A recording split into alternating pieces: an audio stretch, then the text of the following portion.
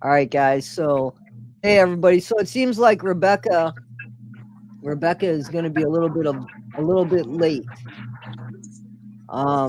Absolutely, nobody needs to say anything about Rebecca Mitchell. Why would anybody say anything about her? This is her show as well as mine. So let's be good. Let's be good, guys.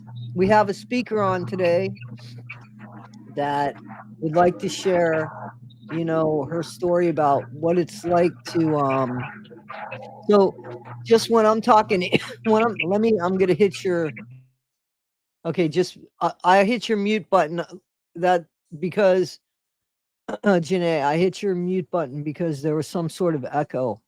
So when I'm done, I'll unmute you. I just didn't want that. It was driving me crazy. So guys, we have Janae on. She's been somebody who's been part of our channel as far as a subscriber for a while. And she wants to share, Alexa, stop. She wants to share, the impact of what it's like to be raised by somebody who has the problem of addiction, you know? So I'm going to unmute her and I'm going to let her speak, and I'm probably going to mute myself. And when Rebecca comes on, she'll come on backstage here and she'll pop on with us because she is the co-host, as I am the co-host of hers. Here we go. Good morning, everybody. I just wanted to talk about what it's like growing up with somebody that struggles with addiction.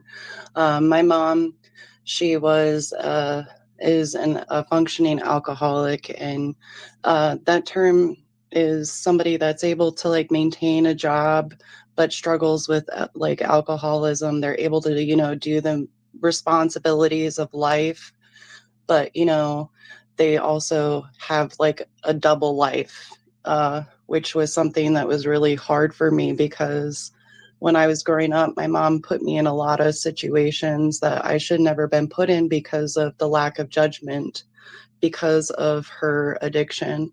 And you know um, I have a lot of sympathy for my mom because of the environment that she was raised in. She was raised by my grandparents who also struggled with alcoholism. And it was something in the 1940s where alcoholism was really promoted. So that's how, people dealt with things. They drank, they used it for socialization. And it was really promoted in the 1950s as well. And my mom was born in, the 60s. So, she grew up in a time where you could drink before you were 21 as well. And so she was drinking at a young age and using it to escape abuse in her home.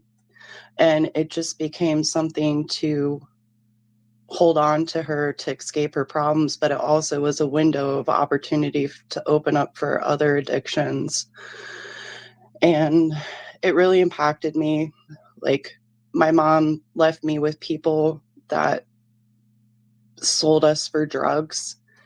And like when we would try to explain to her about things like that was happening, she wouldn't believe us because she wasn't aware, like she wasn't cognitive.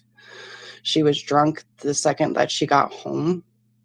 So she really had no capacity to really protect us. But my mom was a hard worker, she worked like 3 jobs. So like if we weren't at school, we had to be with somebody to watch us because she was trying her best as a single mom to provide for us. But she didn't have like a lot of tools or resources. The only thing that she really was ever structurized and disciplined in was work. That's the only thing that she was really taught was work. And then I don't think she had the capacity to handle the family that she created. She escaped a lot with alcoholism. But that opened up for, other drugs like meth and cocaine and the environments that we were in. And my mom has really bad self-worth issues, especially with men. So, there was a lot of men that were coming in and out of our lives that were not really good influences. My mom's also been married, I think now 5 times. So there's been a lot of people that we should never been around because of this disease. And it has impacted my self-worth a lot. I started repeating the same cycles of dating people that were not worthy of my energy, because I thought that that was normalcy. And wasn't until about 13 years ago that I realized that, like, I had to break this cycle, and I had to start going to therapy and counseling, because if I didn't, I really didn't know what was going to happen to me. I was in a really abusive relationship where I almost died because I was repeating the abuse of what I was seeing of what happened to my mom, because that from the people that she dated, because that's what I was conditioned to think was normal in a relationship, because I never saw a healthy relation dynamic, even with my grandparents, even, with my mom. So I didn't want that for myself anymore. And I still have a really hard relationship with my mom because my mom doesn't like to take accountability for things. Like, she blames things that happened in my childhood on the people that she dated or was married to, rather than saying, I'm sorry, I didn't protect you. And she likes to gaslight. It's been really difficult. It has impacted my self-worth. Like, I don't have a voice, and that's part of the reason why I wanted to come on and talk, is because that's, if you're in a narcissistic or a sociopathic or even a psychopathic relationship with somebody, the whole goal of that relationship is for a person to diminish your worth so bad to the point where you have no identity and you don't have any self-worth, to the point that you just carry guilt for things that aren't yours to carry. And I've carried guilt for so long for things that aren't mine to carry. Like, in my childhood, when things would happen to my siblings, I blame myself rather than my mom, because that's what I was conditioned to. Everything was my fault. And I should never had to carry that, because it wasn't my fault. But, there was a lot of abuse and trauma that I went through. And I had, my son, I have a son, he's 8 years old. And the second that I looked into his eyes when he was born, that really motivated me even further to really go through therapy, because I didn't want to repeat any cycles in his life, because he's the best thing that ever happened to me. But, it's hard because I want to have a healthy relationship with my mom. And I believe that people are put into your life for a reason and a lesson. And if you don't face those lessons, you'll repeat those lessons in other people. And I feel like me and my mom are put into each other's life for a self-worth lesson. Like, she has to work on her self-worth issues, and I have to work on my self-worth issues. And I have a theory about that. I don't know if you've heard my story about that, but I think that we are put into people's lives for a reason. But as much as people are put into our lives for a reason, we are put into their lives for a reason, and we have an equal responsibility. You know what I'm saying? yeah, So I agree that you and your mom, should be growing from each other. But I don't think it's fair. And, it took me a while to realize that, wait a minute, it's not just people in my life for a reason. I have a responsibility as well. And that's something to always, remember, I think. But anyway, I'm sorry. Go ahead. Please, you speak very eloquently. And we all appreciate you sharing your story with us. thank you. I appreciate it. So, like, my mom was married to this guy that I really loved, and he was my stepdad. And she cheated on him with this guy that she's married now and left him, and he started drinking, and I cut my stepdad that she was married to out of my life for drinking, and he ended up dying. So I have this guilt that I carry. And then right after that, my grandmother passed away during COVID, and I never got to say goodbye to her. And my biggest fear is something's going to happen to my mom because, you know, she is older, and, you know, she had me really young. So, you know, I've always been the mom in our relationship, even with my siblings and stuff like that. And even with my friends groups, like I'm always the mom, the responsible one that takes care of everybody. And I love that because I am a very nurturing, caring person, and it gives me fulfillment. I love taking care of people. But like with my mom, I fear that something's going to happen to her before I can ever get the chance to heal our relationship. But it takes two people, you know, like you can't just keep giving and watering a dead plant and expecting it to, you know, revive if it's dead. And that's kind of where I'm at right now with my mom, is like, we're in this like situation that she created, and it's really horrible, and no person should ever be in this situation. But you know, I experienced sexual abuse, physical abuse, emotional abuse, spiritual abuse. Like I was really isolated growing up. Like there was a point in time where I moved to 27 different schools in 1 year because abuse was being reported and the system failed me. Um, when I finally moved to Ohio when I was 15, I was removed from my mom's home. And I carry a lot of guilt because after I left, my brother became the brunt of the abuse in the situations. And that impacted my relationship with my brother. We're good now, but like when he was a teenager, that really impacted him. And I carry so much guilt for that because my whole life, all I did was protect them. And that's something I really struggle with, is that guilt.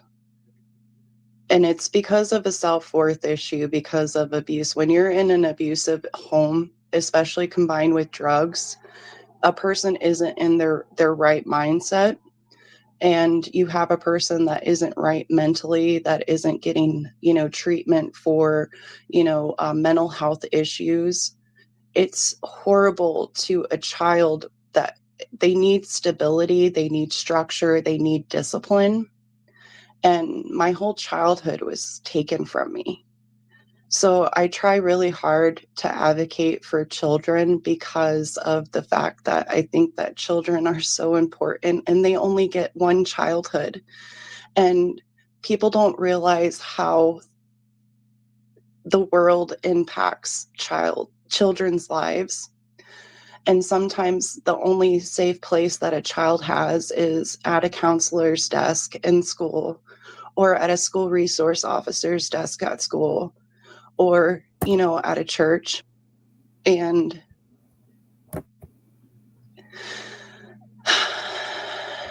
you know, just being that safe place for a child right now, especially in the world that we live in now today with all the violence that is happening, is very, very important, because they only live once. They only get that experience one time.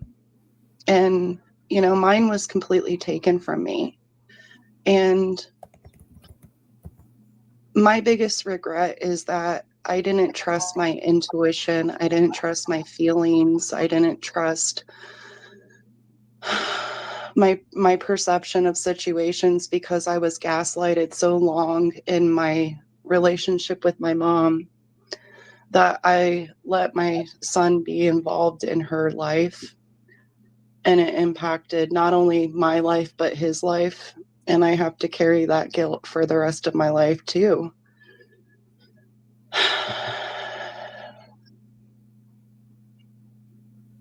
So, Self-worth is really important. Building that self-worth, especially after any kind of trauma, I think is really important, because it's self-worth is connected to self-awareness. It helps you see the red flags in situations. It helps you trust that gut feeling that something is wrong in a situation. It helps you not react to situations but respond to them.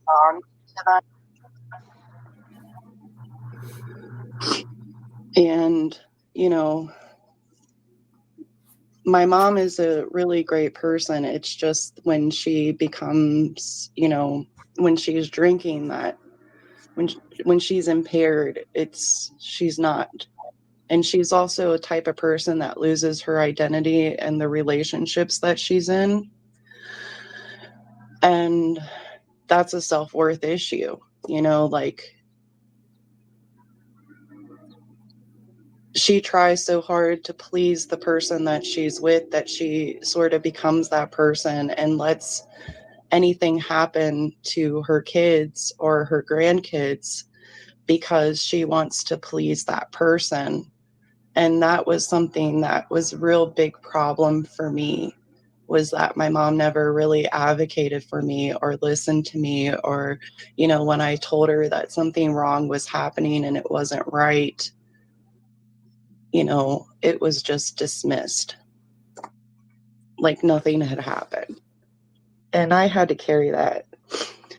And it caused me to have some behavioral issues and anger issues in my early preteen age, because I didn't have the skills or tools to kind of process what was happening, the sexual abuse, the physical abuse, the isolation. There were times where, we lived in a Mennonite community and we didn't have socialization with, actual community. It was just, this church community, and, we had no electricity, and it wasn't normal. Like, I grew up homeschooled where I didn't have any education of history, but the only history I had was the Bible. And I think that that's not okay. I mean, I get that, you want to have your religious beliefs, passed on, traditions passed on, and stuff like that within family. But completely isolating a child from actual culture of knowledge is kind of excessive.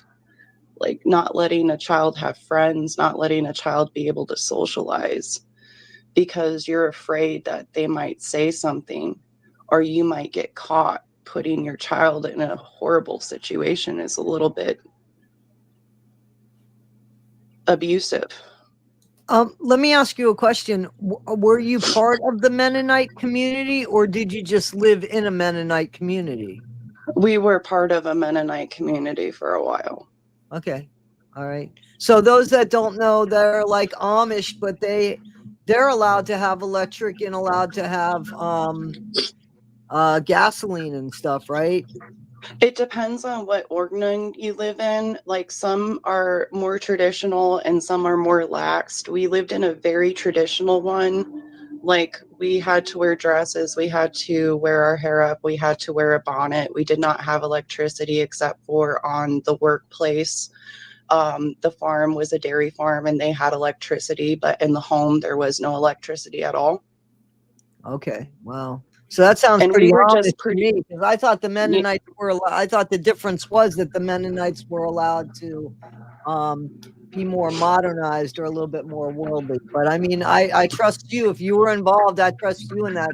That's crazy. How long were you involved in the Mennonite community? like 3 years, and pretty much we were just used for sexual and physical labor. Wow. Yeah. Well, look at what Jamie just wrote. Hey, can you hear me, guys? I know I'm late. I just want to make sure you can hear me. Yes. Hi, Rebecca. Happy birthday, Rebecca. Thank you. Got a lot of love in the chat here.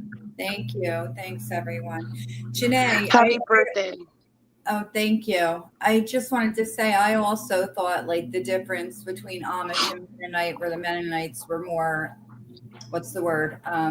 Worldly. Yeah, like I thought they drove cars all the time. I thought they did electric and TV and stuff. I thought it was a little more laid back, I guess is the word. I guess it depends, like you said. Yeah, it depends on what Ornung you are in and what their beliefs are, because it's kind of like a little parish that you live in when Right.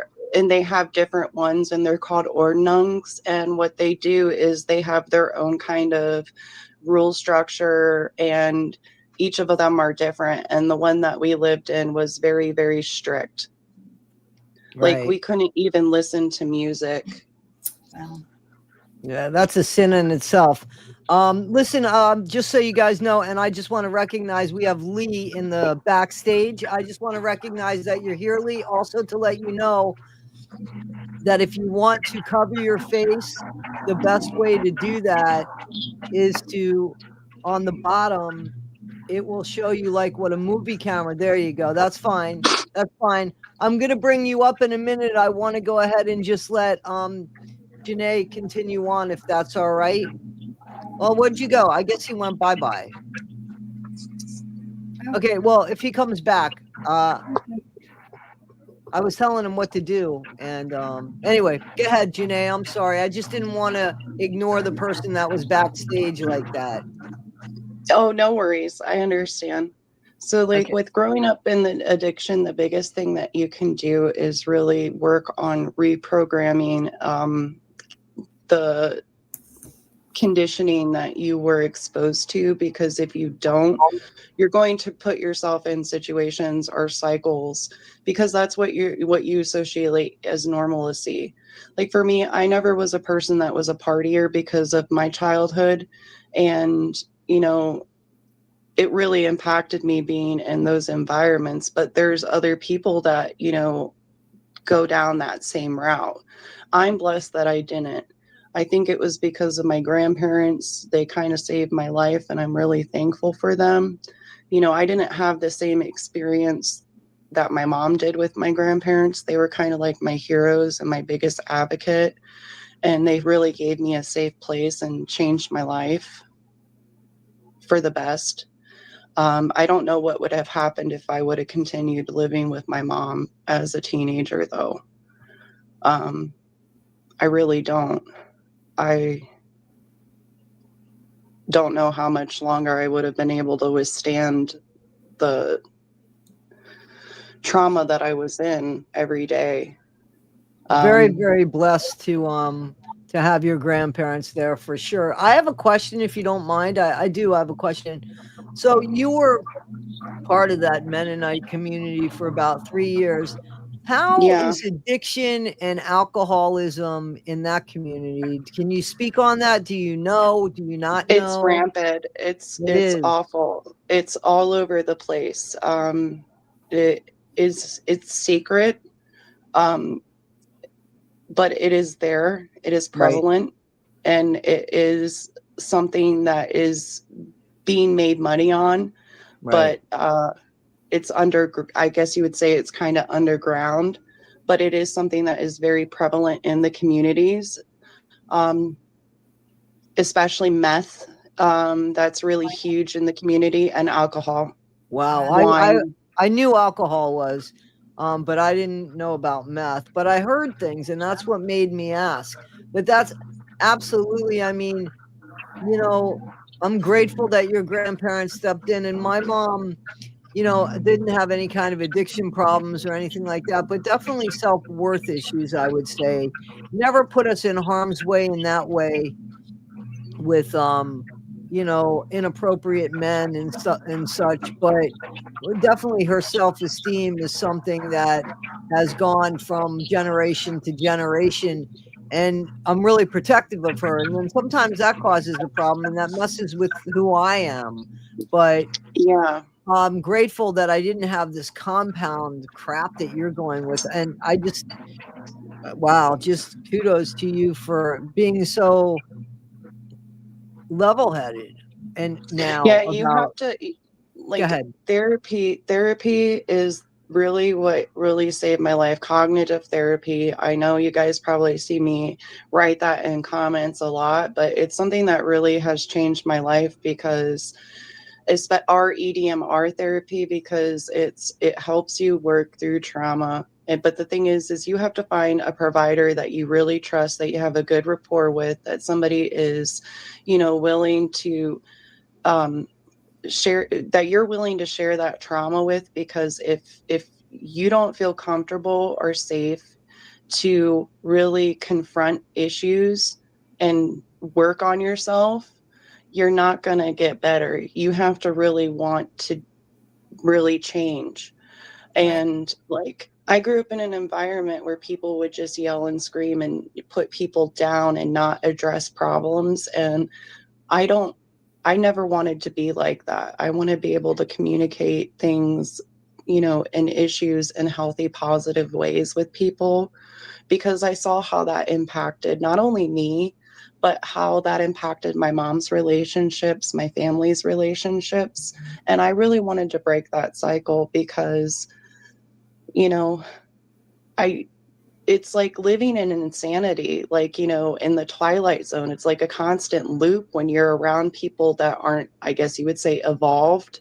you Right. know it's kind of hard. It's very draining. So you have to really do a lot of inner work and self work so you don't react, because it's like you're conditioned to react to these situations.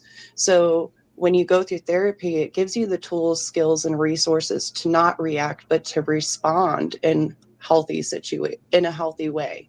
And that's why I really advocate for it, because without it, I would not be where I am today. Yeah, there's a few people that are familiar with that. I heard about that through the Scientology channels. One of the content creators actually has gone through that, and they were fighting to get that with the trauma that they went through. And I've So been through can so you get it? much Can you trauma. tell us a little bit about what that is? Because there's a few people like myself, I couldn't explain it. Could you explain it a little bit, please? Yeah, so like for me, I've been through so much trauma that I have epilepsy, but I also have these things called non-epileptic seizures that are caused by triggers of trauma that I've gone through. So what EDMR and cognitive therapy does is they help me find the roots of these triggers, so I'm not having as many non-epileptic seizures. So like, for example, like dealing with my mom causes me to have seizures because I feel like I'm always walking on eggshells because of the toxicity of the relationship. So I've realized, that she's a trigger, so I have to find more skills and tools and resources to be able to handle interactions with her. Like, for another example, like police cars, they Yes. are a huge trigger for me, with seizures, because of the trauma that I've gone through and the lack of support that I've received from law enforcement. So, now knowing that I have that capacity to, really utilize my voice in situations and level and talk to, law enforcement helps that situation. I only have the capacity to kind of control myself. I can't control another person's actions, but I have the capacity to control myself. But EDMR therapy is, they kind of put you in this hypnotic state. They kind of go through, they have you resurface trauma that you may not have remembered, that you may have suppressed. But once you remember it, you are connected to that memory. It's something that you have suppressed long term. It's in your subconsciousness, and it helps find the root of issues of trauma.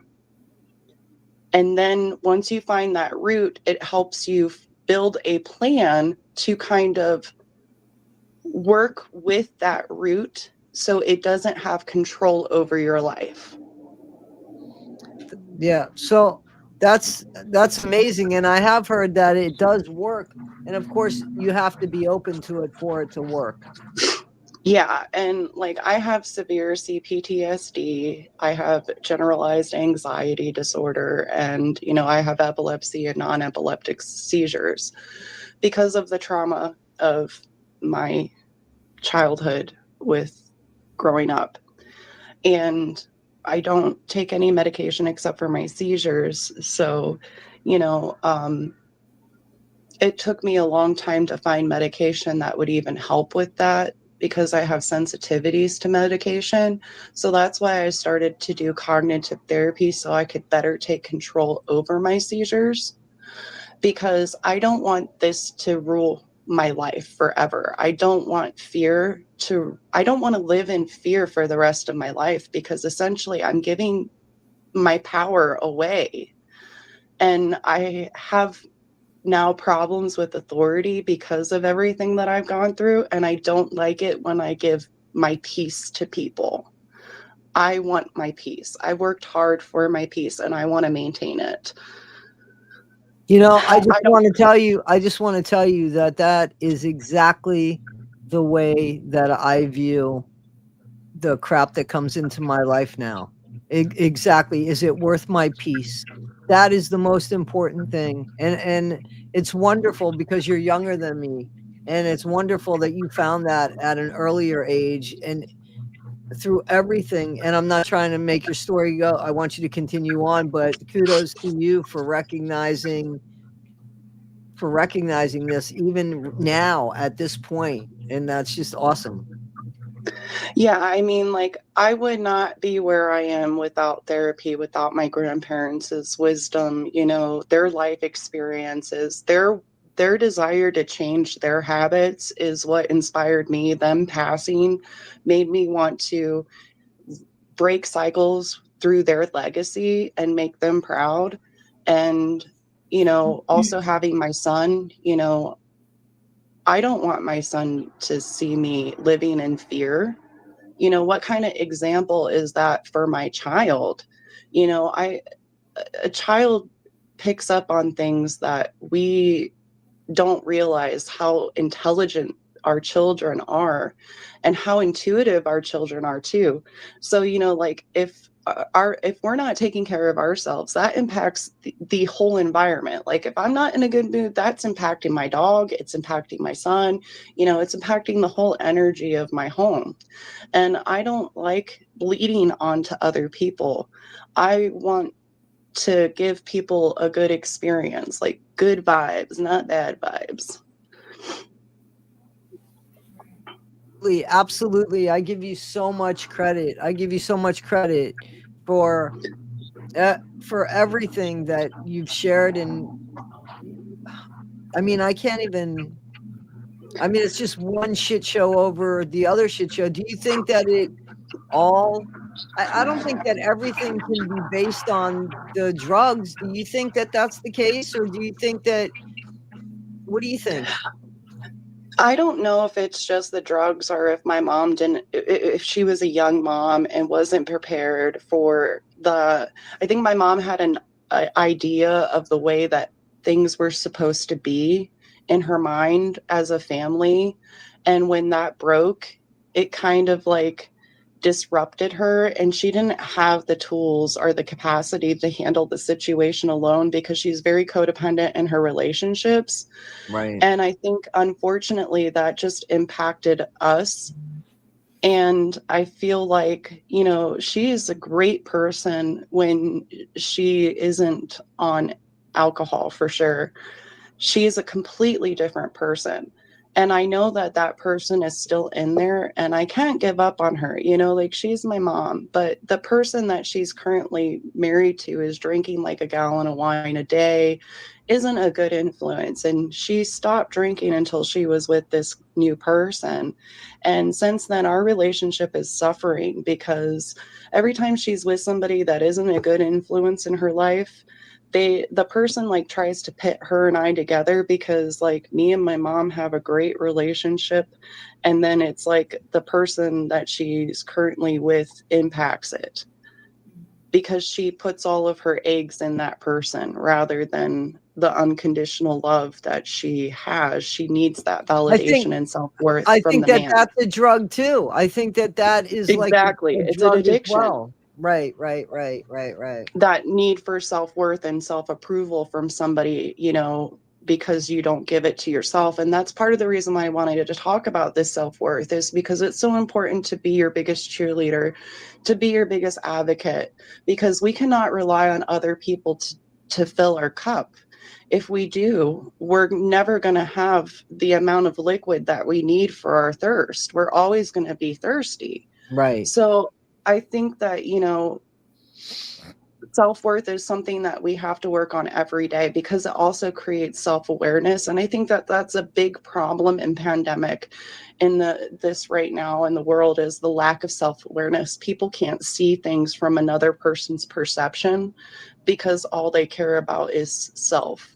And, even though I've gone through so much trauma, I still see things from my mom's perception, from her intuitional experience. And I'm not making excuses for her at all. I just have the capacity to understand who she is and have that unconditional love for her, because it's not my place, in my opinion, what I believe, to judge my mother. It's my opinion, and that's what I believe. But unconditional love doesn't come with unconditional disrespect either. You have to have healthy boundaries in situations. And a lot of people that have self-worth issues, they have guilt, and serious guilt and anxiety when they create boundaries with people. And I find that is something also that people that suffer from addiction suffer from as well, those boundaries, because I watched my mom not making healthy boundaries with people. So the self-worth is a big problem, I feel like, with addiction, but also with the people that are in the environment dealing with addiction. And I think that that's what bleeds onto other people. So I would like to share something with you that probably cost me a lot of money if I didn't have insurance, because I went to therapy after I lost Jen, my dad, and my cat all together. And I had an issue that came up with my mom, and it wasn't long after that. And my mom and I, have always had like this trying relationship. There's been good times, not so good times, whatever. And I've always been very protective over some of the stupidest shit that she's done. Now I could say that, but you can't say that. Okay, my mom has never had an addiction problem, but I would say that she's had a self-worth problem. However, I was hurting myself and making myself sick, trying to bend over backwards to find excuses for my mom.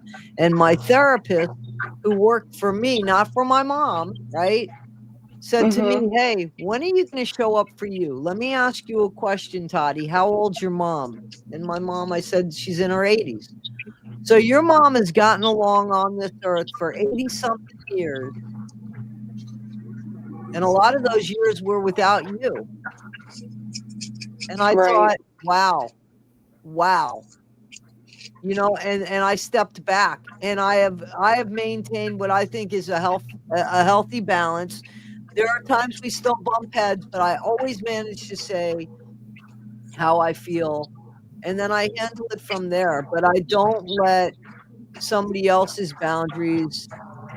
Like now, I'm much more stern with my boundaries. I'm happy to do what you need from me, but it's within my time, because I'm the one working here. You're not. You know what I'm saying? Right. So, and I've liked myself better. And I've come to realize that's not me being nasty. Who's supposed to stand up for me? When is it my turn to stick up for me? When do I come first in my own life? When do I get that? And, we all have one chance that we remember here. Whether we were reincarnated or not, my friend Jamie, whether we get reincarnated or not, we only remember one time. So we give and take, and we give and take. But then when somebody takes so much of us that we end up with less than who we are, we have to take it back, in my opinion, so that we could go forward and be the strong individuals that we have worked on. My mom's got her own work to do. If she doesn't do it, that's her problem. I can't do her work. I heard at 50 years old, it's too late, I'm not going to change. I heard at 60, it's too late, I'm not going to change. She could have fucking changed for the past 30 years. at 50. She's already lived to be 80 something. Now it's probably too late. You're right. You're not going to, but now it's okay. I don't expect you to change. I only expect this much from you when you meet that. You know what I mean? Because some of that's my own expectation. We expect, and I'm not saying this is your case. Yeah, I hear we you. expect our parents to love unconditionally, but yet I thought about this the other day. We expect our parents to love us unconditionally. However, that's not the same respect we do give back to them. Just, I mean, let's be honest. We expect them to love us regardless of anything, but I have walked away from my parents because of shit that I feel is like, wow, that's not good for me. You know what I mean? Like, I can't have that on me. So I think that that's something to look about, not in this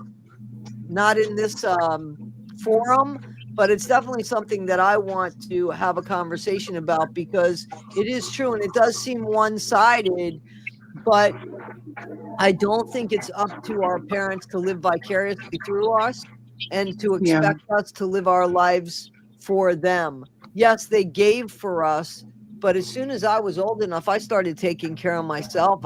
You know what I'm saying? Yeah. So I don't think that we're owed, or we owe them our own self-worth. That's nothing that we owe anybody, in my opinion.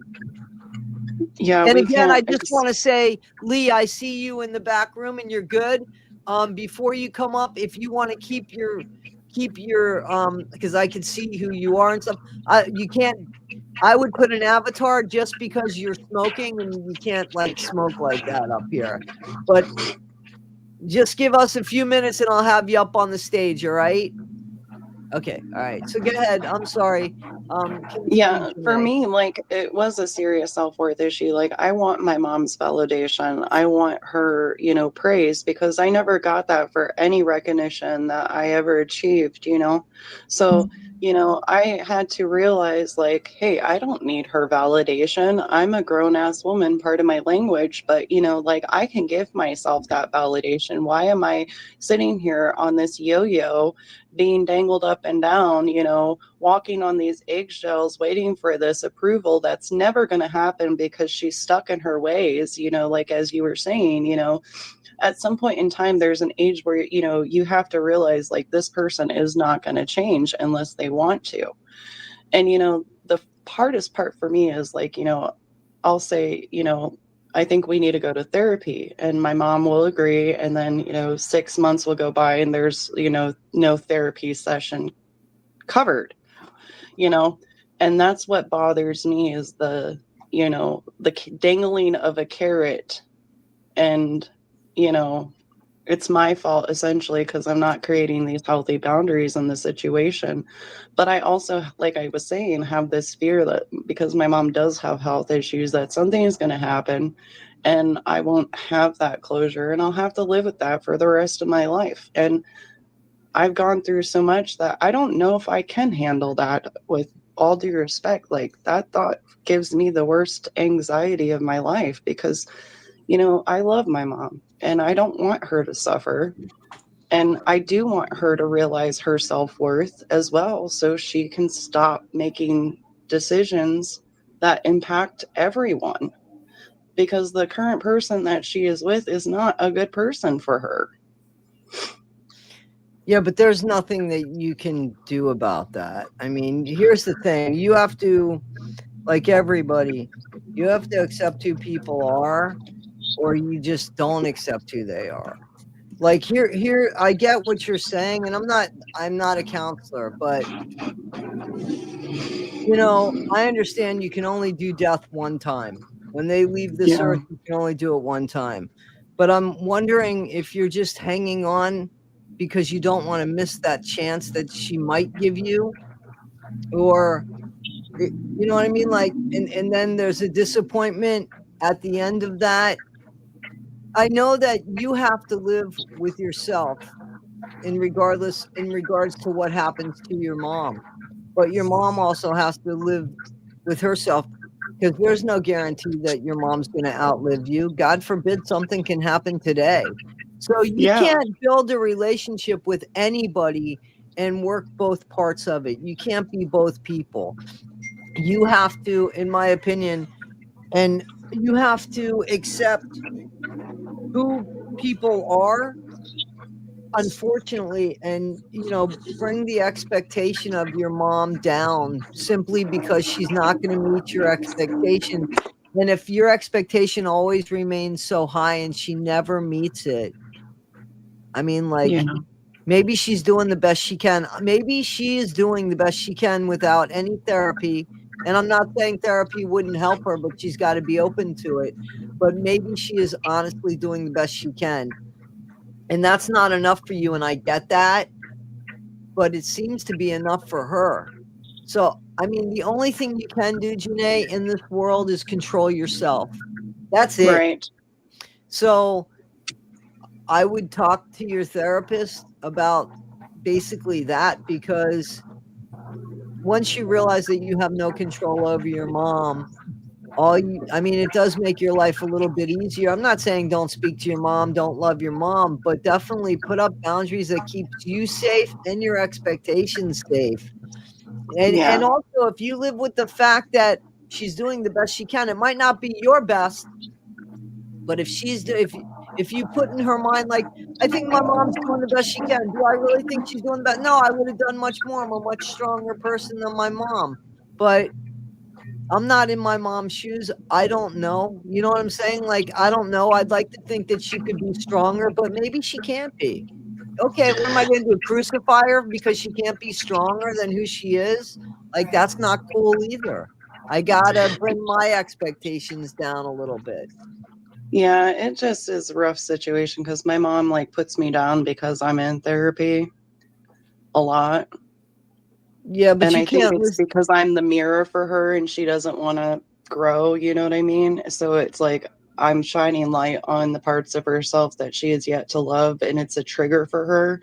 And she doesn't like that I worked so hard and I healed myself. So it's this constant, like, mirror situation, and that's what is the trigger. She doesn't like that I'm working on myself. She wants me to be on her level a lot, especially if there's like we have a lot of issues with communication because like I said, I grew up in this environment where you're supposed to yell and scream at each other to communicate, and I Right. don't do that. I will not yell. If I feel like if a person has to yell, they do not have control over themselves and they shouldn't be interacting in any type of communication. The only time a person should be yelling is if it's in a life endangering situation, because you're not going to get anywhere in communicating with somebody if you're yelling at a person. No, because That's they're when the other constantly on the person. defense. Right. Exactly.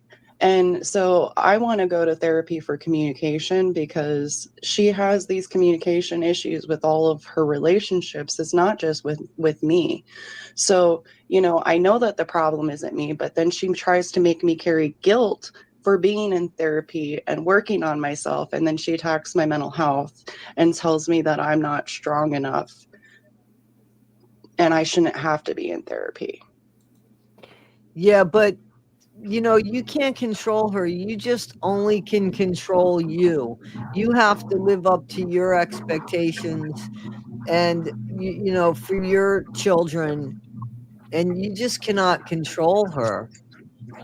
And it's hard because she's the first generation in this country. So it's like she was raised in a completely traditional environment. So therapy is something that's really looked down on in our family because of the traditional like Italian and Romanian household is not something that you share your problems with other people. It's kind of looked down on. Right. So you keep those to yourself. Image is very important in society with my family. So Right. therapy, asking for that help is a weakness. That's what I'm trying to say.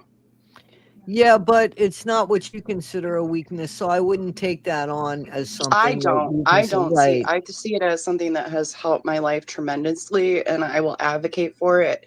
And I hate the fact that right now there's so many funding that's being cut for mental health services like case management, all of these things that can actually help a person better themselves, become more self-efficient, and break free from these kind of abusive cycles and relationships and break free from addiction are now being cut.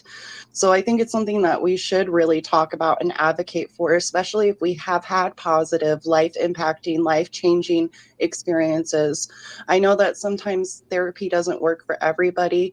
It took me 7 times before I found a therapist that was able to help me. And at that 7th time I went there and I was like, if this doesn't work, I'm not going to do this anymore. This is a waste of my time. This is a waste of my energy. But then, I found this lady, and she's completely changed my life. She loves what she does. She's great at what she does. And she has great rapport and with me. Right. And, that kind of is what, but you have to be prepared, because there's a lot of people that are so desensitized from their profession right now because of the lack of funding, because of their job being on the line every day for the past, since COVID. These resources have been being cut dramatically. So, a lot of people are so desensitized that they don't realize that these people really need help. And also there's a lot of people that are in therapy that aren't doing the work. So it kind of makes these therapists become desensitized, because people are essentially wasting their time.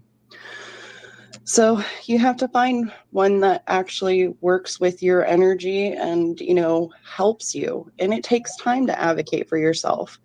It's not just going to be like the first person.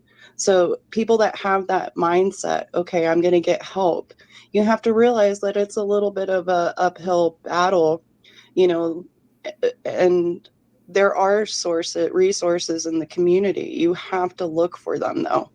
And it takes time. I know. I agree. Personally, I'm sorry, I didn't mean to interrupt, but for me, finding the right therapist was difficult because I felt like they wanted to talk about everything except what I wanted to talk about. They wanted to go back to when you're 2 years old, and I didn't want to talk about that. I wanted to talk about what was happening now.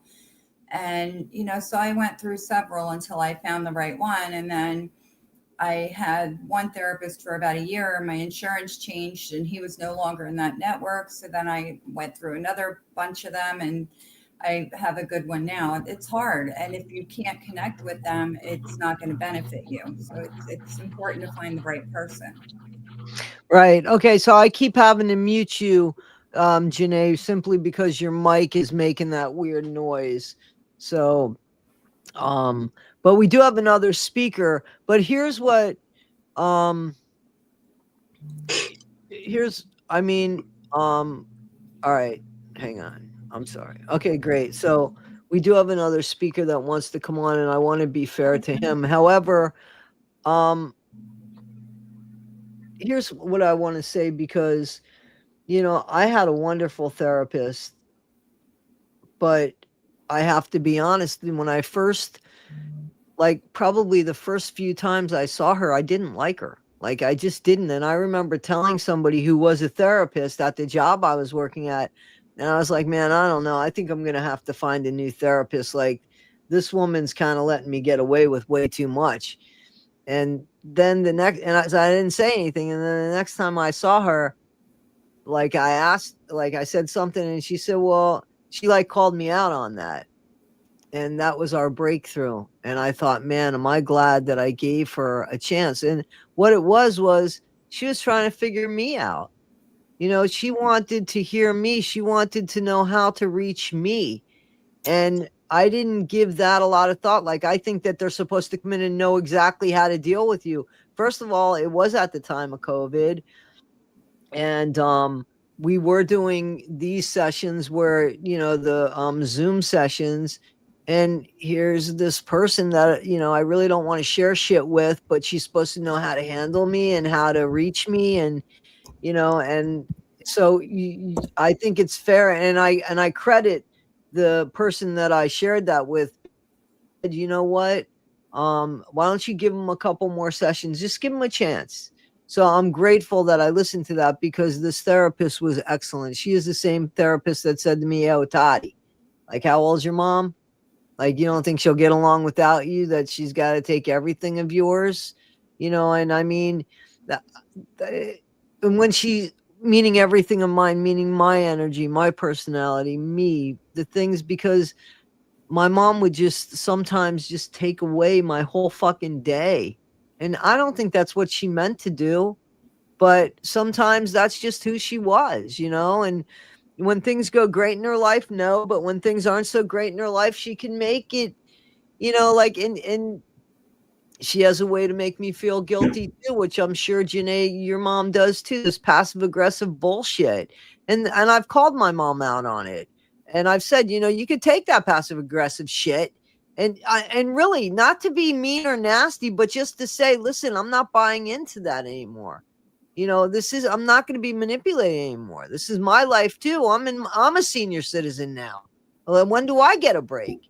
You know what I'm saying? And I don't think that there's anything wrong with advocating for my own mental health here. You know what I mean? And my own mental being and stuff. So I don't think there's anything wrong with that, even when it comes from a separation, when it comes to family. And my feeling is this: I know that I love these people the best I could. If we have a falling out at the end of somebody's life, I will have to live with that.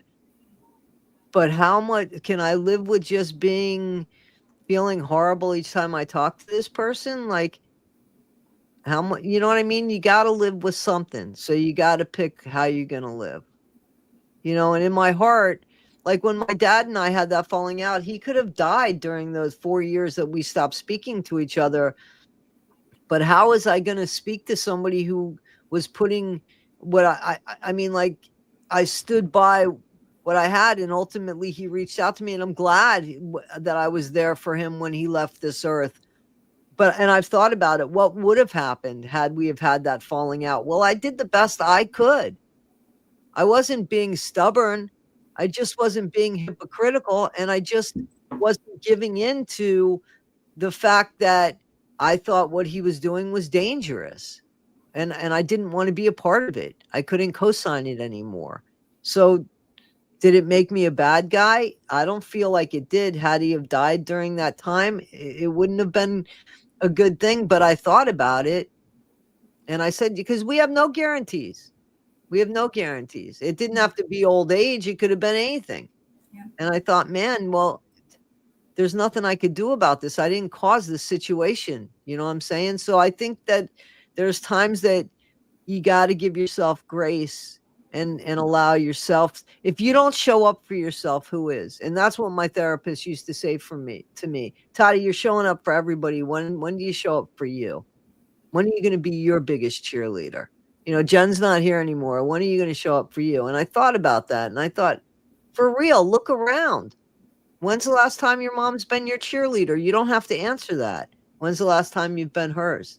How many times has it been like that? Is it fair? Probably not. How much has it taken from you? What has she gained by it? Nothing. She keeps doing it.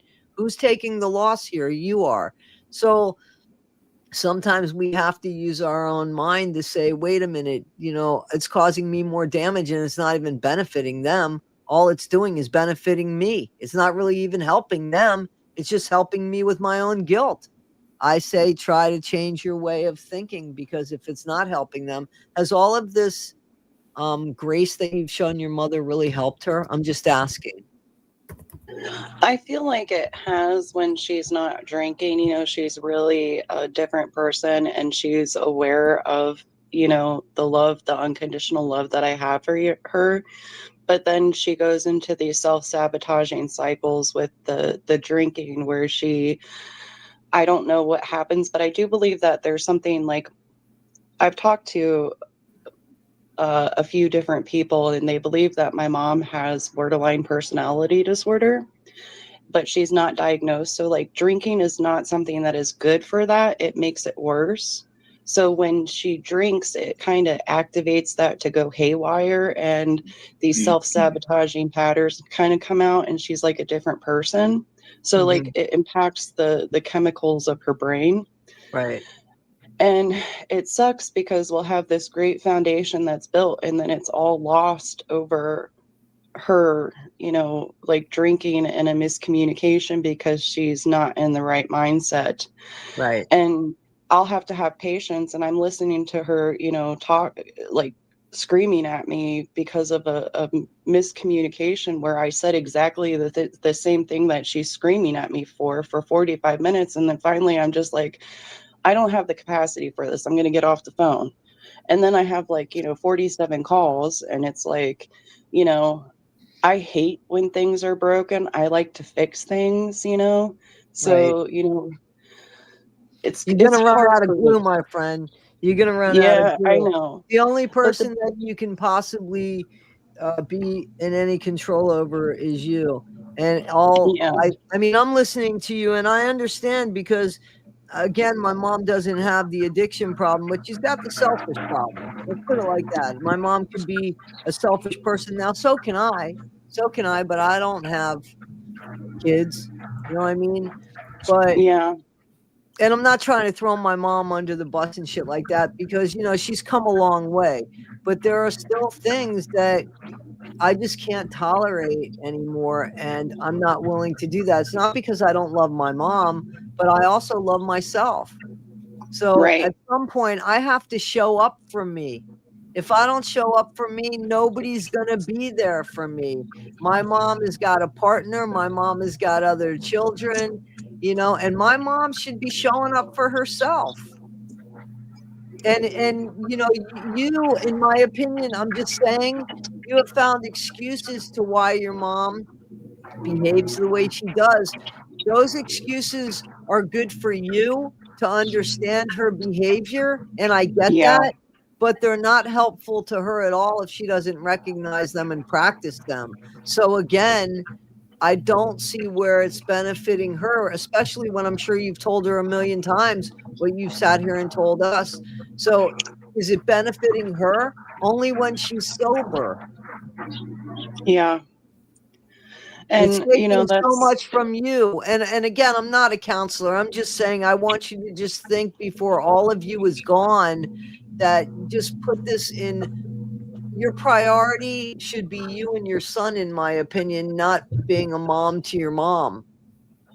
That's my opinion. I mean, that's my opinion. I agree with you, Toddy. The biggest commitment that you can ever make is self-commitment. And that's what I try to, I've been working on for almost 13 years, is making this commitment to myself to be a different person than what I was conditioned to be.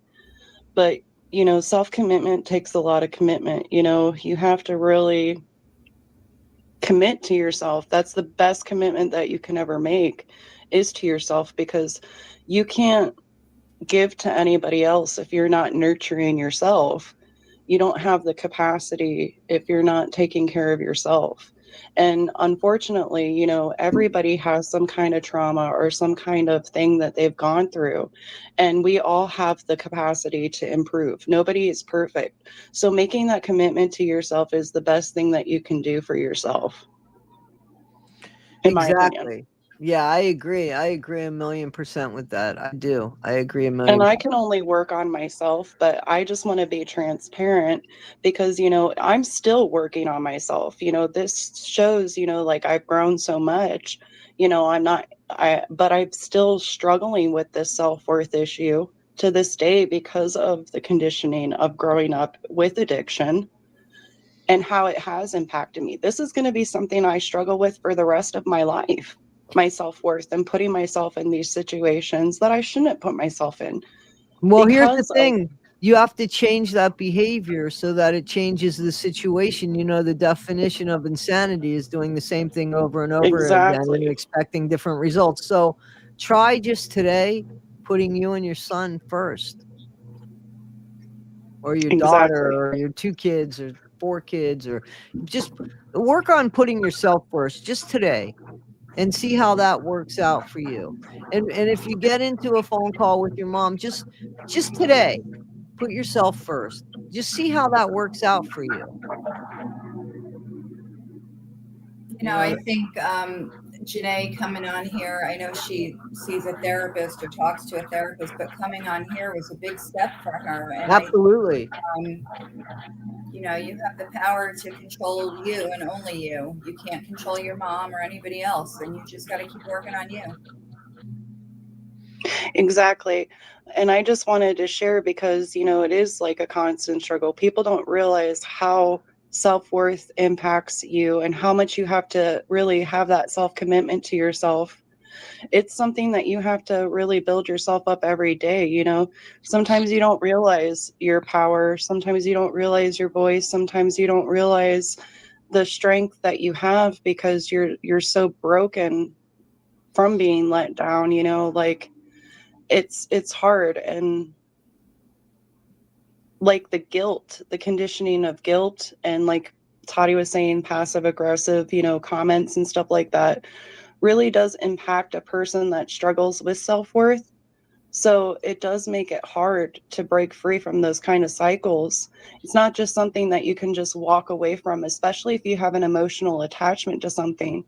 And the biggest thing that you can do is just work on breaking free from emotional attachment and having to control a situation and letting things happen organically and seeing situations for the way that they are, and, you know, working on just controlling yourself in those situations. That's the only thing I have the capacity to control.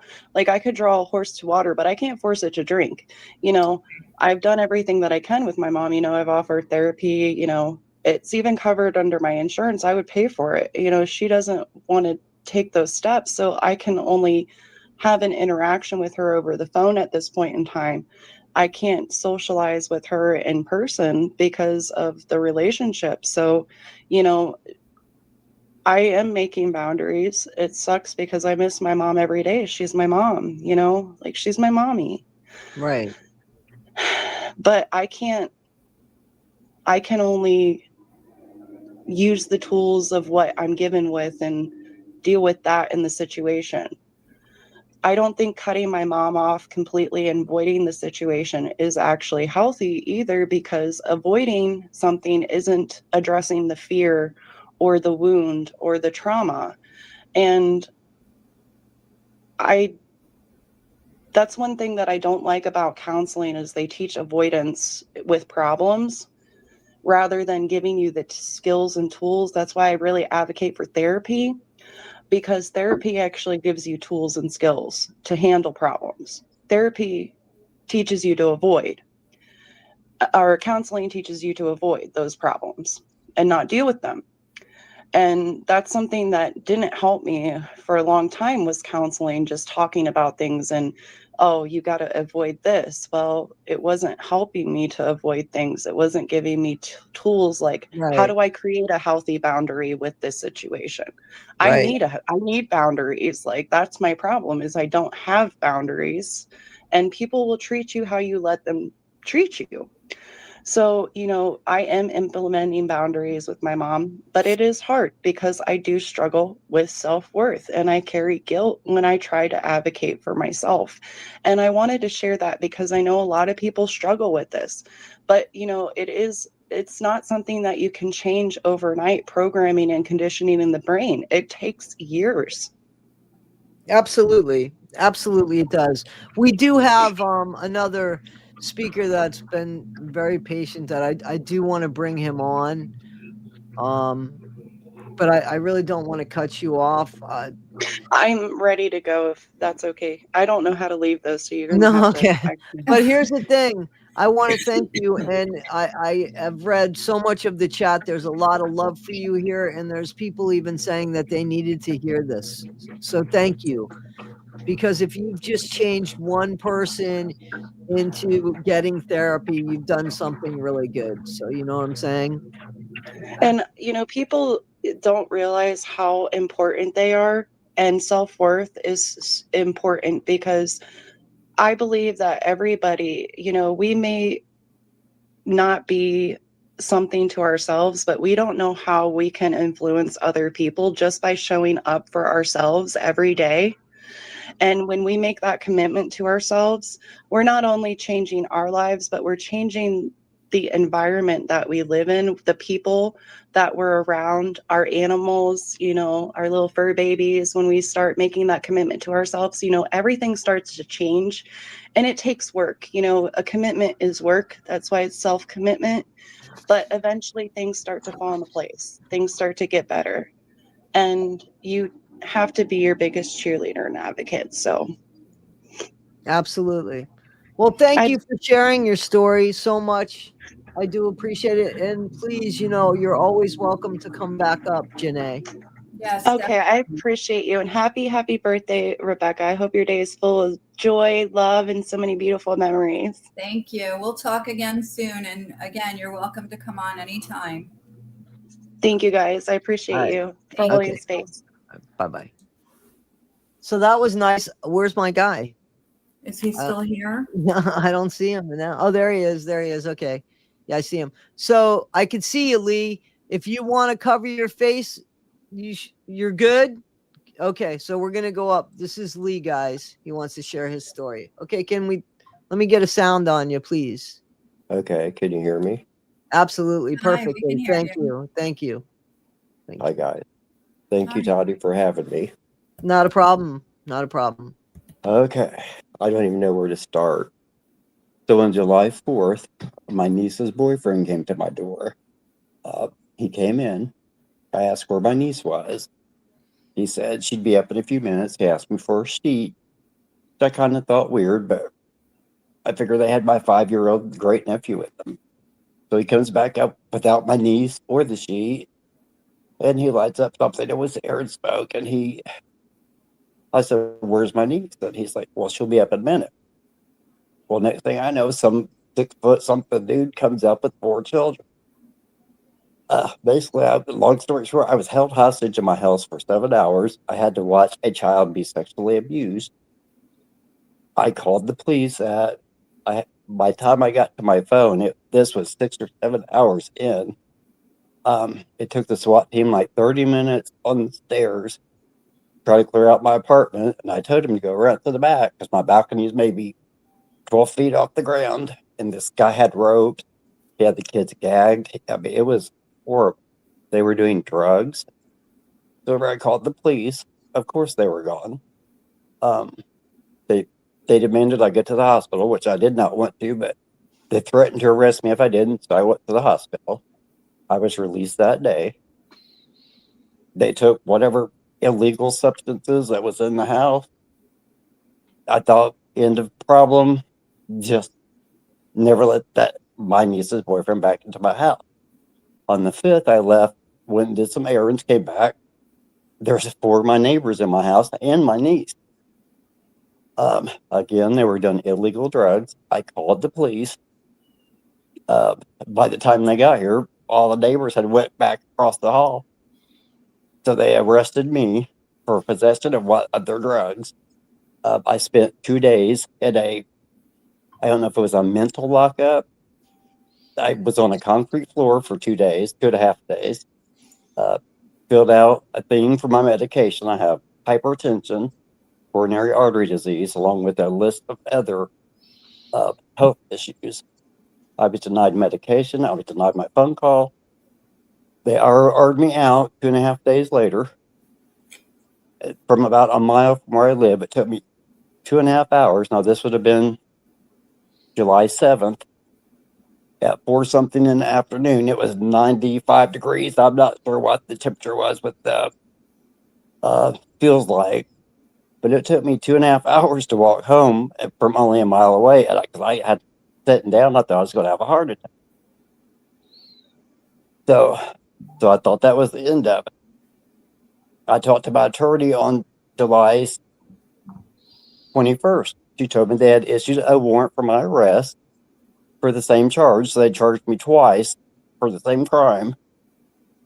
I told me to go the next day, turn myself in. Well, midnight that night, I wake up to the police with a police dog threatening to stick a canine on me, threatened to tase me.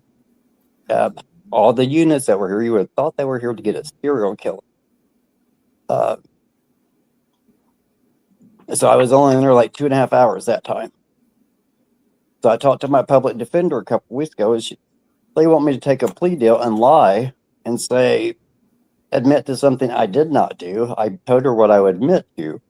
And I don't know if I can say it online, but it was possessing of marijuana, which I told her I'm guilty of. But Right. she said if I would take that deal, that they would drop the first case, which would be the one where they didn't allow me a phone call, my medications for 2.5 days. And I told her absolutely not.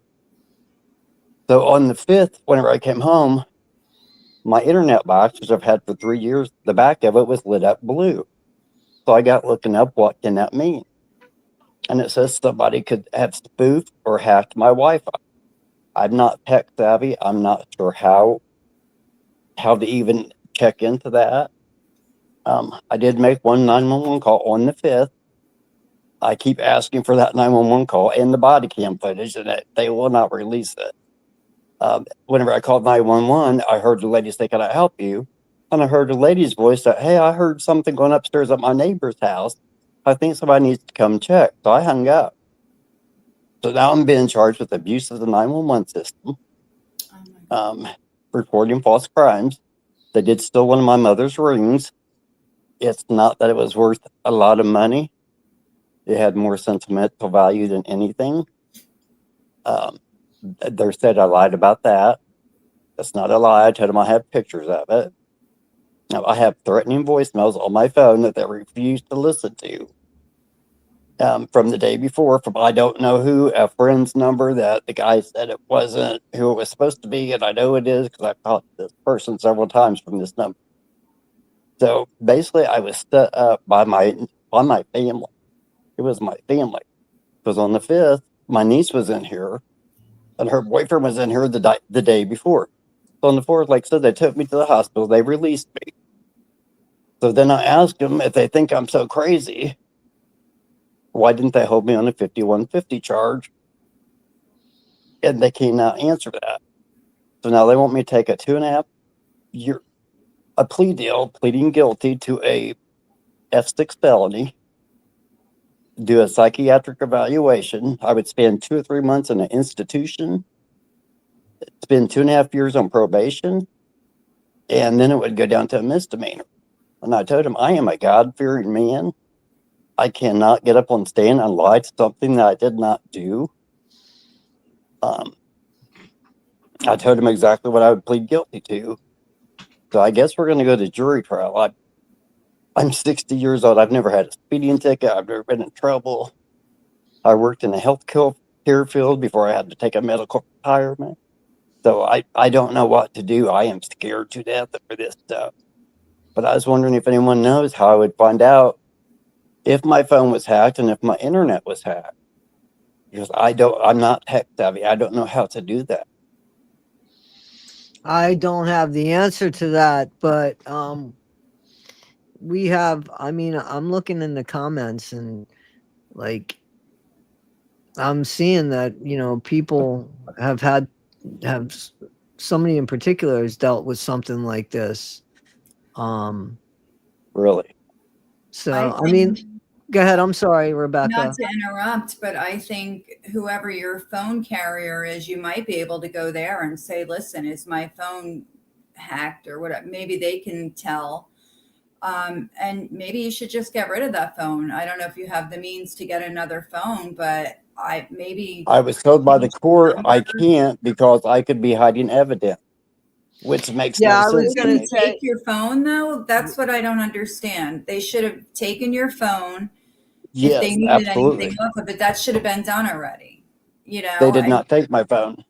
Your public defender, you need to tell your public defender, listen, I want you to take my phone. I'm giving it to you. I want it. I have asked her and she has refused.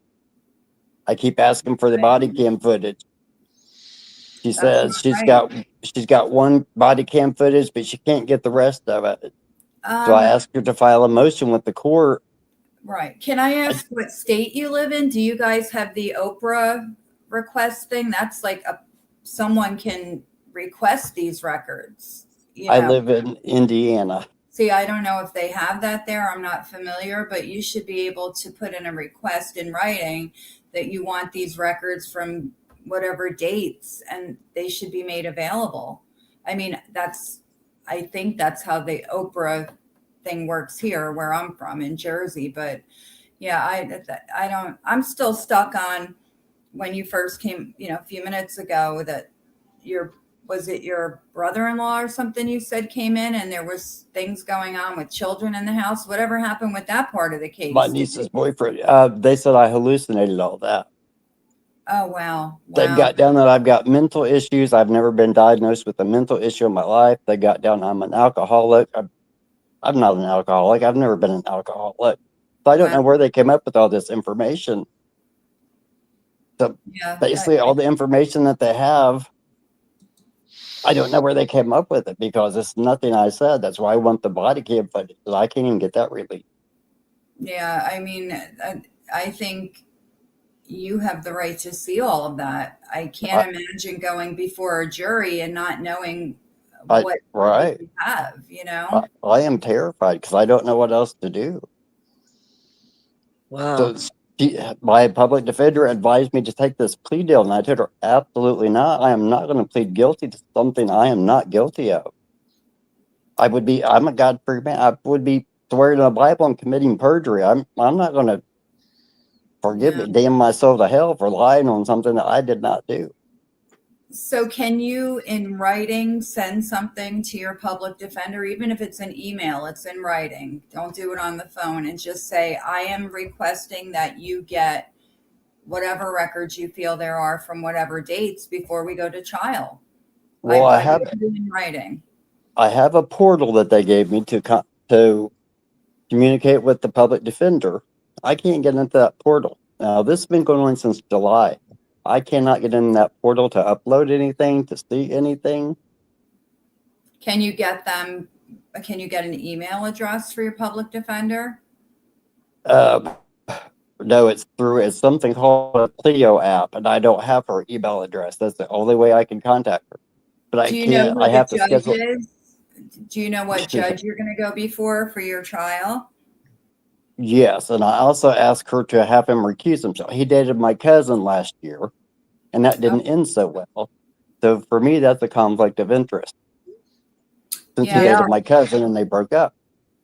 But the public defender said she's not going to ask him to recuse himself.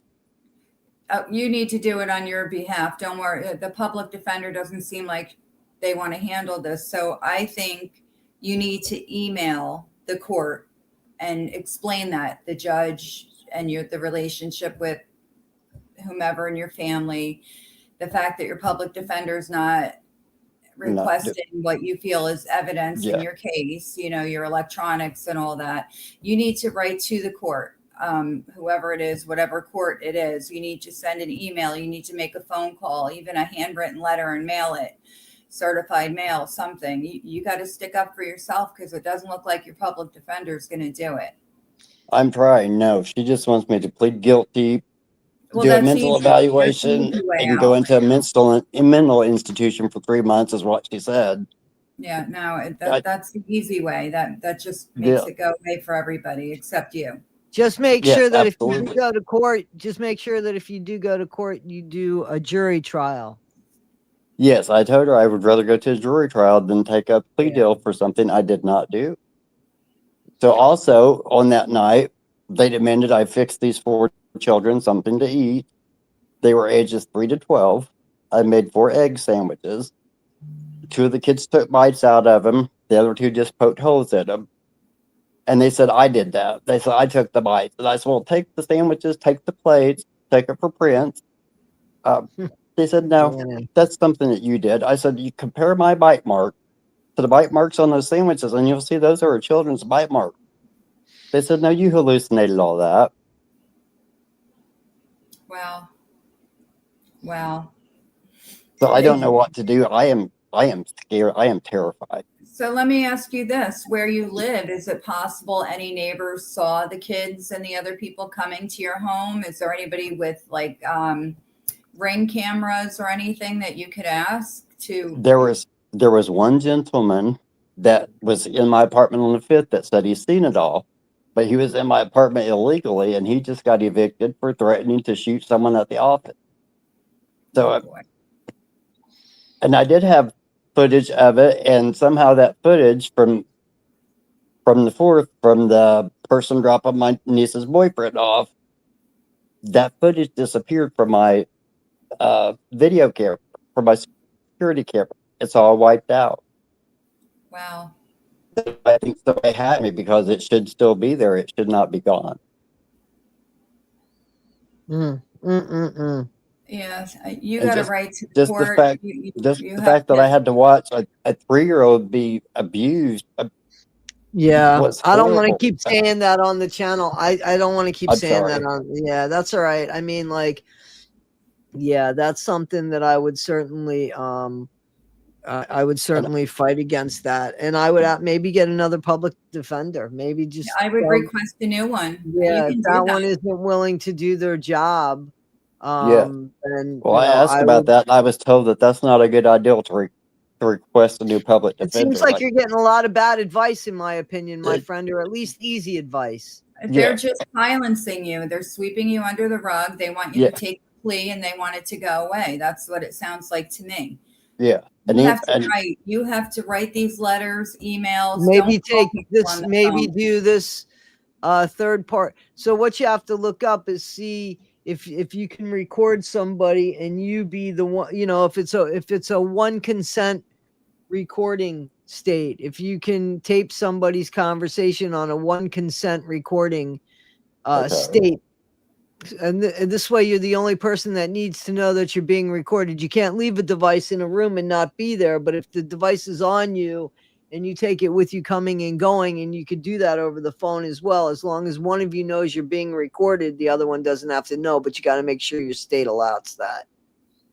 Okay, and does anybody have any advice on how I get the body cam footage? I asked my attorney last time. I said, "Can I request it through the FOIA Act?" And she let, "No, you absolutely cannot." She's like, Well, somebody "I need to wrote do that that." you can. Somebody did write that you can. I would seek another lawyer. Sometimes Okay. there's even these lawyers that you could talk to for 10 minutes for free. Okay. And I would have your questions like a bullet point questions and ask 10 minutes worth of questions. Yeah, I was just thinking, Toddie, here in New Jersey, well, I think the FOIA is similar to the Oprah, what we have here in New Jersey. And I know if you're the one charged in a crime or a victim of a crime, you can't do the request, but you can have somebody else do it on your behalf because it's Okay. the record. So if you have someone, ask them to do it for you, the FOIA. They should be able to get it. You have to be very detailed of what you're looking for, though, when you're asking for these records. So you have to be very precise of what you want. So I would get on that. And I would also email the court, the judge's clerk. You have to. I would do that. Do the email. I would even send a handwritten letter. I know people don't do that too much anymore, but I would, and I would send it certified mail. I would try to get on the phone with the public defender's office. You should be able to go on if there's a website and for some reason you're not able to connect to it, you need to call them and tell them you can't, and that you are in writing, you're requesting a new public defender. You don't feel like this person is working Representing me right. representing you fairly. Just keep saying how you don't feel that you're being represented fairly, and because they're denying these records that you feel are relevant in your upcoming case. I mean, you have that right. Don't let them push you around, but do it in a nice way. Don't be a dick, so to speak. But then my other question was, I'm being charged with the same crime twice. Isn't that like a double jeopardy law? I don't know anything about that. I mean, I don't know. That's where you need to get a lawyer that you could speak to. Okay. Yeah, and somebody said you could call 211 for help. So I don't know what that is. But that is a resource like a hotline type thing, right? Yeah. Because I did call that to check into PTSD therapy and ketamine therapy, MDMA therapy. I just need someone to talk to. I don't need any kind of therapy like that. I don't need a drug therapy. No, you need legal advice. Yes. That's basically what you need. Yeah, no, I get that. So I showed up to court on October 8th, like my paper said. I didn't have to be there. So I called the You didn't know attorney, and they said I had to be there on the 27th, and the court clerk said, absolutely not. You don't have to be here. This is for your attorney. So I'm afraid they're going to come and arrest me for non-appearance, even though I showed up and I signed the book. They have Wow. got me so terrified, I'm afraid to leave my house. I've got my sister staying here with me now in case anything happens. She can be a Well, witness. you need to ask her to help you with this and see if she can get a FOIA, but you need to reach out to an attorney. 211 is for legal help, is what they're saying. Oh, okay. Okay. Well, I need to call them. Shit. Yes, Yeah, Toddie, you might. I know. I'm sorry for all the stuff you're going through, Toddie. That's No, crazy. that's all right. That's all right. That's all right. My shit's easier than yours, I reckon. I'm grateful for that. Anyway, yeah, that's what I would do. I don't know how to touch this any further because this is I can't even give advice on this except to say that you need to get advice on this. And I believe totally that that these public defenders, they don't give a shit. No, that's what a family member told me. They're like, they just want you to plead guilty for a win so they can get Not paid even out. that, so that the job's over with. They're not really winning per se. It's just Right. they're done and next, and it's a paycheck. And that's Yeah. what I think a lot of those public defenders are. Yep, So- they'll tell you how they're overworked, underpaid, Yeah. just like the other agencies in the world, Exactly. I did ask her if she could request camera footage from the back behind my apartment. There's a path that goes to a few fast food restaurants. And I asked her if she could do that. She keeps saying, oh, I keep forgetting. Well, after some point, they're going to, that footage, if they have it's no longer going to be there because they only keep it for that. recorded over. Yeah, you just need to go Yes. ahead and you got to get a new attorney. So Yeah. And write that's those what I would do. emails, write those Yeah. emails, write those letters and requesting a new attorney because she's not getting the evidence that's needed. You got to write those letters, have a paper trail, have an email. I think you got to start that today. If your sister's with you, have her do the FOIA because she's not the one charged. So I feel like she would be able to do it. You got to get right on that. Don't hesitate. Get on it and then call the 211. I'm not familiar with it, but people are saying that they offer legal advice to try that. I would get right on that. Don't mess around with this. It's serious, Yeah, absolutely. You don't know what it's they're my going to life. do. And thank you for sharing your story with us, Lee, and let us know what happens. Please let us know what happens. Stay in Well, touch. Toddie, I thank you for having me on. I thank All God right. for directing me to you. And I will definitely keep in touch and let you know what's going on. I'm Okay. sorry we couldn't do any more for you or That's offer much okay. advice, but we're here to listen. Hey, Absolutely. I'm going to go back through the chat and check out all the advice. I'm going to take notes and I'm going to start contacting people today and try to figure out Good. something. Absolutely. And good luck, Lee. Good luck to you, Good man. luck. Thank you All so right. much. You're welcome. Have a great day, you guys. You too. Thanks. Yeah, so he was telling me his story. And, here's the thing, because I know I was reading the comments. It is hard for us to believe when things go when they're when they don't make sense, right? Yeah. So I think some people in the comments were like, well, that's not maybe they didn't believe his story. Unfortunately, things like that do happen. They do. Things like that do happen. And I don't know the trauma that this man has been through, and I'm not trying to make it I'm not at all trying to make it light or say that it's not true, because he believes 1000% it's true. And I don't know. I mean, I wasn't there. I have no reason to doubt him. He sounds definitely afraid and fearful. And you know what, Toddie? I don't know about you, but I'm pretty good at reading a person, even on these sessions that we do, his body language and it didn't indicate to me, and I'm not a professional, I'm just saying, I believe him. I believe he believes this happened to him, and I think it might have. And, and absolutely, like I could, we've seen this now, even in mainstream media, and I keep bringing it up, and I don't mean to do this, but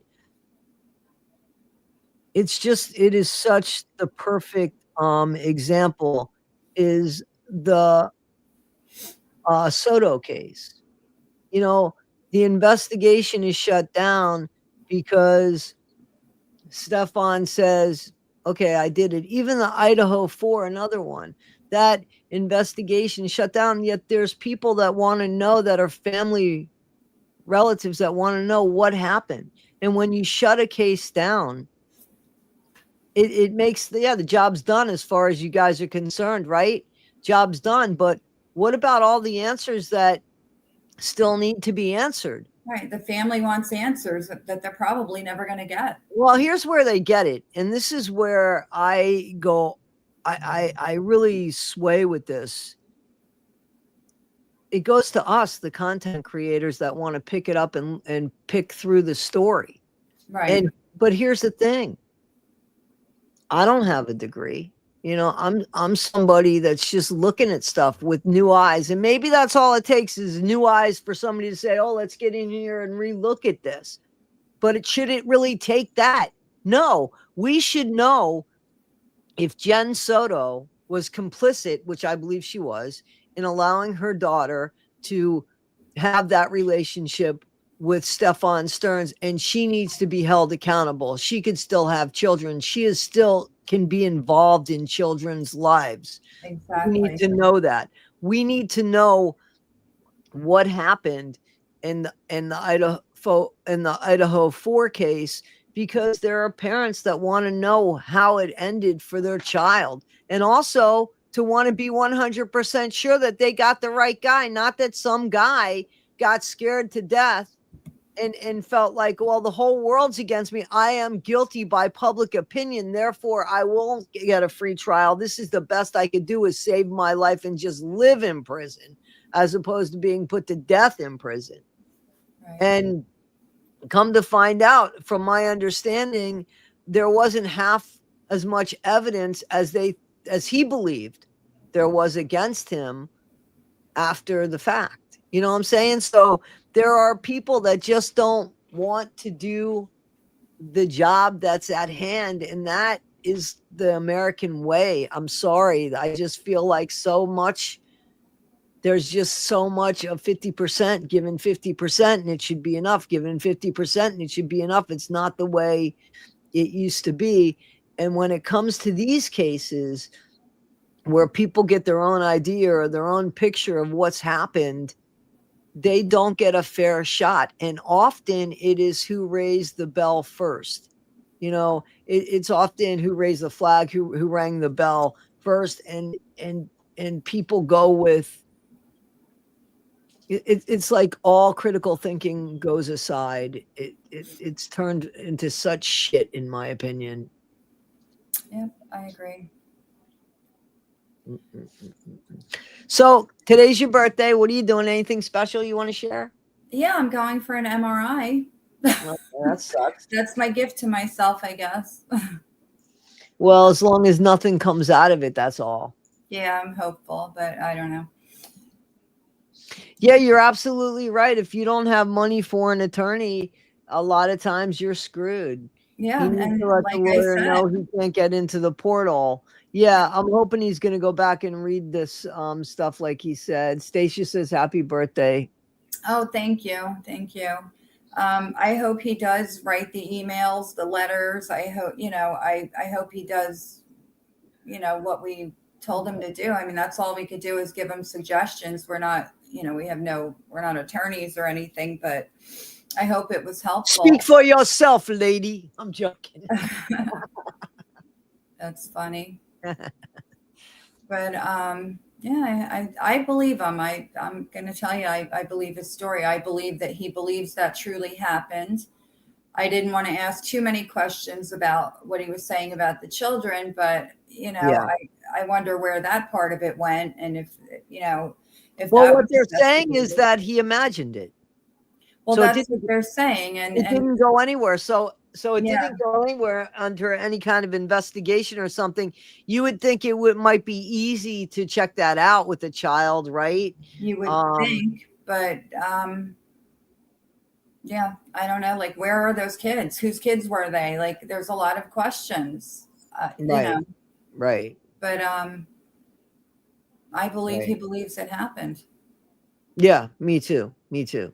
And so I believe that he came on here telling us his story that he 100% believes. Absolutely. I totally believe that he told us his true story. Absolutely. Yes. So, and I do believe that unfortunately horrible things like that happen. They do. I know from my own experience that things happen that some people may not believe is possible, but I'm here to tell you these things happen in the world. Right. I'm going to call them for me. Shit. Who you kidding? I'm going to call 211. Yeah, I'm not familiar with 211. I want to call them and just find out what they got in store for somebody in my area. I need a lawyer. Yeah, you should. I didn't realize that. I don't know. For some reason, I thought 211 was something that New Yorkers call when things are happening. And, I didn't know it was something all over everywhere. I had no idea. Well, we're going to find out. I would have been on with 211 years ago. Right. I didn't know about it. I would assume so. I don't know. I don't know. That's a good point. I don't know. And I know you were late to the game. Yeah, I'm wondering that. I didn't want to ask him too many questions. I didn't want to, And if he's on medication for something from PTSD, but he says, I mean, I got the impression he wasn't, but I don't know. I don't know, guys. I don't know. Yeah. I just hope he things work out for him. Whatever it may be. I hope it works out. Me too. And I'm glad we were here to listen to him and give him what, platform. Yep. We could and let him say what he believes happened. I think it's important to validate someone's feelings. I agree. Jamie, have a good day, guys. Check out Jamie's channel. She got a new video on there, Milk, Honey, and Mayhem. Yeah, I'm gonna watch it later. Yeah, it's pretty interesting. It's an adventure type video. Yeah, I'm gonna watch that. I saw, but I didn't have a chance yet, so I figured when I get done here, I can catch up. And then go for my MRI.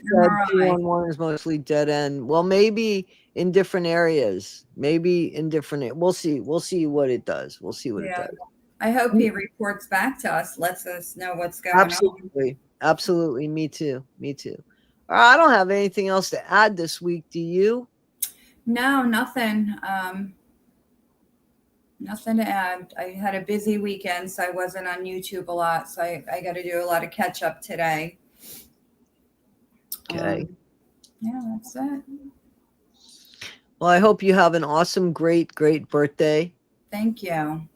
And we'll see you next week, I reckon. Yeah. Sure. Yes, definitely. And it was nice to see you earlier this morning on my impromptu live on the other channel. Yeah, I felt good that I caught it. And then I found myself running late for our chat. Go figure. I was up and at it. And then all of a sudden, somebody knocked on my door and I got involved in that. And then I'm like, oh my gosh, I don't even have clothes on. I got to get dressed. So you can answer your door without clothes, but don't come online without it. Well, I mean, I had clothes on, I know, but I didn't want to open my door like that, but they had seen me sitting in my chair through the window. So I had no choice but to open the door, I guess. And so I did. But I wanted to get dressed for all of you. I wouldn't want to subject you to my nightly attire. So, I'm in my nightly attire. What are you talking about? Well, yours may differ from my toddy. Yeah, see, I wasn't appropriately dressed like that. Oh yeah, nightly attire here. Yeah. Anyway, I'm glad to be here with all of you. I'm glad you all came here to see us today and to share your thoughts. And I'm glad we had the two people on, to share their stories. So I hope we could do it again next week. I hope we get some more people on. That's what we're here for. Absolutely. Absolutely. And this is a safe place to speak. So I appreciate that. It is. So, It is. So guys, with that, I do have some personal stuff to do that's going on in my personal life, but I wanted to thank everybody. And Rebecca, again, have a happy, wonderful, the best birthday that you could possibly have. I Thank pray you. for you. Thank you. I'll see everyone next week. All right. We're going to close this out, guys. Bye, everybody. Bye-bye. Bye, Emma.